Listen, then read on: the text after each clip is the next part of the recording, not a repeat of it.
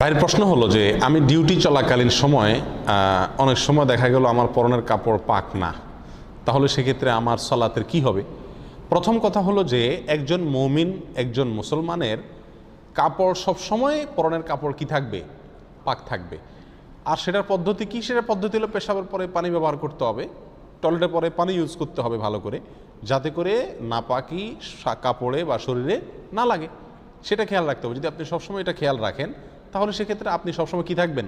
পাক পবিত্র থাকবেন। আমাদের দেশে অনেক লোককে যদি আপনি নামাজের কথা বলেন তো বলে ভাই কাপড় ঠিক নেই।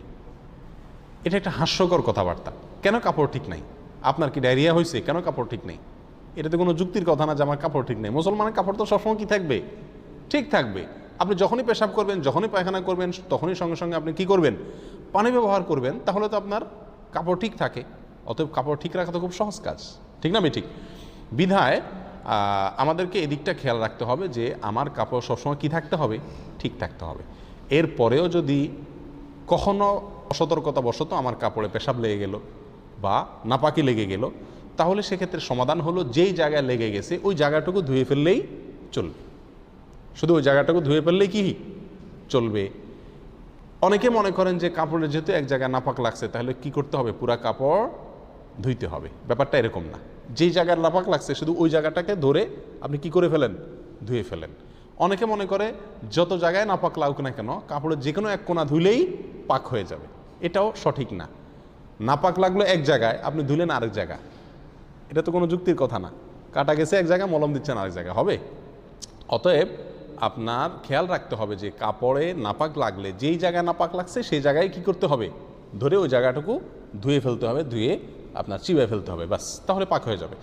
যদি ওই জায়গাটা আপনি নির্দিষ্ট করতে না পারেন, হারিয়ে যায়, এমন জায়গায় পেশাব লাগছে, লেগে শুকিয়ে গেছে, আপনি ঠিক জায়গাটা ধরতে পারছেন না, এরকম যদি হয় তাহলে সেক্ষেত্রে আপনার ওই কাপড় পুরাটাই কি করতে হবে? ধুইতে হবে। কথা বুঝে আসছে? আর যদি ছিটা লাগে, কীরকম ছিটা? শুয়ের মাথায় যে পরিমাণ পানি থাকে সে পরিমাণ ছিটা যদি আপনার পেশাব করলে অনেক সময় আসে, হাড় বা শক্ত জায়গায় যদি পেশাব পড়ে এসে যায়, তাহলে সতর্কতা সত্ত্বেও যদি এরকম এসে যায় তাহলে ওইটা মাফ। ওইটার জন্য কি হবে না? অসুবিধা ইনশাআল্লাহ হবে না। কিন্তু চেষ্টা রাখতে হবে পেশাব থেকে পরিচ্ছন্ন থাকার ব্যাপারে। কবর আযাবের অন্যতম একটা কারণ হলো পেশাব থেকে ভালো করে পরিষ্কার পরিচ্ছন্ন না হওয়া। কথা কি বুঝাতে পারছি? এইগুলো একটা অবস্থা। এখন যদি এমন হয় যে পুরা কাপড়ে নাপাক লাগছে অথবা কোন জায়গায় লাগছে সেটা আমি ধরতে পারি নাই, এখন তো আমার কাপড় চেঞ্জ করতে হবে বা ধুইতে হবে, তো আমি এমন জায়গায় আছি যে জায়গায় আমার বিকল্প কাপড় নেই, আমি করবো কি? ইচ্ছা থাকলে শত উপায় আছে। কিভাবে আছে? আপনি টয়লেটে গিয়ে গোটা কাপড় খুলে উলঙ্গ হয়ে পুরোটা ধুয়ে ফেলতে পারেন, পারেন না? না পারেন? সেখানে গুনাহ হবে? গুনাহ হবে না, কারণ আপনি একা আছেন। কথা বুঝে আসছে? এবং আপনি অপারগ, সেজন্য আপনি এটা করতে পারেন। এটা হলো একটা সমাধান, কিন্তু এই সমাধানে যাওয়ার প্রয়োজন হয় না। আমাদের সবার কাছেই এক্সট্রা কাপড় মোটামুটি প্রায় থাকে। গেঞ্জির উপরে শার্ট আছে না নাই? পাঞ্জাবি বেশিরভাগ সময় থাকে, গামছা থাকে, তোপ থাকে, আরও অনেক কাপড় চোপড় টুকটাক আমাদের কাছে থাকে। নাভি থেকে হাঁটু পর্যন্ত আপনি ঢাকলেন, কাঁধের উপরে কোনো একটা কাপড় থাকলো, তাহলে তো আপনি নামাজ পড়তে পারেন। এটুকু কাপড় নাই, এরকম মানুষ কে আছেন বলেন? আপনি যেখানে যে অবস্থা থাকেন এটুকু কাপড় থাকে কি থাকে না? তাহলে সালাত পড়ার জন্য কাপড় খারাপ, নাপাক লেগে গেছে, এরকম কোনো যুক্তি খাটে না। এখন আপনি হয়তো বলবেন যে আমি মসজিদে কিভাবে খালি গায়ে এসে নামাজ পড়বো? এটা কি সম্ভব? অসম্ভবের কিচ্ছু নাই। তো মানুষ হাসবে, হাসুক, আপনার তো ফরজ আদায় করতে হবে নাকি? আমার কাছে কি ফরজ আদায় করা বড় নাকি মানুষের হাসাহাসি থেকে বাঁচাটা বড়? এটা তো আমার ইমানের প্রশ্ন, এটা তো আমার ইমানের প্রশ্ন।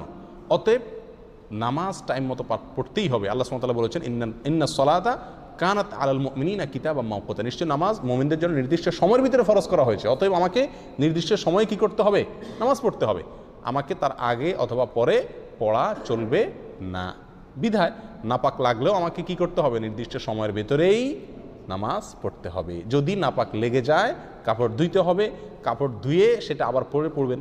আর যদি সেটা আপনার জন্য সম্ভব না হয়, এই ভিজা কাপড় নিয়ে ডিউটি করলে ঠান্ডা লেগে যাবে, শীত লেগে যাবে, দরকার নাই দোয়ার, শার্টটা খুলে পরে ফেলেন।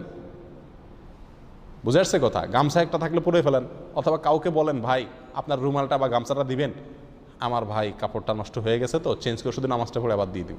আমার তো মনে হয় বহু লোকই দিবে, মানা করবে এরকম কয়জন লোক পাওয়া যাবে? ঠিক না ঠিক? সব কিছু বাদ দেন, মসজিদের মুয়াজ্জিন সাহেব, খাদেম সাহেবকে যদি আপনি অনুরোধ করেন আপনাকে শুধু নামাজের জন্য হেল্প করবে না? অবশ্যই করবে। তাহলে বোঝা গেল যদি ইচ্ছা থাকে শত উপায় বের হয়ে যাবে ইনশাআল্লাহ। এক্ষেত্রে আরেকটা প্রশ্ন হলো যে অনেকেরই ডিউটির সময় যে পোশাক তিনি পরেন সে পোশাকে ময়লা টয়লা লেগে যায়, ধুলাবালু লেগে যায়, ঘাম লেগে যায়, তো সে অবস্থাতে আমরা অনেকে নামাজ পড়তে চাই না। প্রিয় ভাইয়েরা, আমরা আসলে নামাজের গুরুত্বই বুঝি নেই। যদি নামাজের গুরুত্ব বুঝতাম তাহলে সেক্ষেত্রে সমুদ্রে ডুবে যাচ্ছি ওই সময়ও যদি নামাজের সময় যায় তখন ওই অবস্থায় আমি নামাজ পড়তাম। আমাদের গায়ে যদি ডিউটির পোশাক থাকে আর সে পোশাক ময়লা হয়ে যায়, সম্ভব হলে পোশাক চেঞ্জের মতো সময় যদি ডিউটির ভিতরে পাওয়া যায় তাহলে আমি বিকল্প পোশাক এটা রাখবো যেখানে আমি ডিউটি করি সেখানে। আর যদি সেটা কঠিন হয়ে যায় দরকার নেই, আপনি ডিউটি পোশাকে কি করবেন? নামাজ আদায় করবেন। যদি সেটাতে ময়লা লেগে যায় বা ঘাম লেগে যায় যেটার ফলে মুসল্লিদের কষ্ট হয় তাহলে নামাজের আগে একটু ঝেড়ে ফেলেন ভালো করে, যাতে মসজিদ নোংরা না হয়। আর আতর রাখেন, একটু লাগাই নেন যাতে মসজিদে মুসল্লিদের আপনার ঘামের কারণে কষ্ট না হয়। এক কথায় কাপড় ঠিক না, এই অজুহাতে নামাজ না পড়ার কোনো সুযোগ ইসলামে নাই। আল্লাহু আকবার।